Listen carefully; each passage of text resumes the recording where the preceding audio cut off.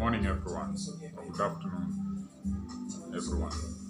I want to show you one way that you can be able to stop your hiccups immediately by just taking 2 sips.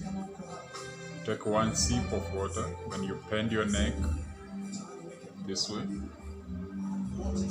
then drink it while the neck is bent. The other way is also to bend it towards the other side, opposite side of your shoulder. Now to my left, then you drink. Immediately, you should be able to see a change. If you don't see, then try again once more.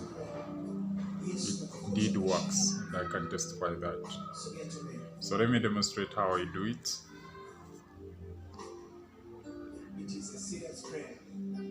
It is a serious prayer. Now I've drank the water. Take another sip.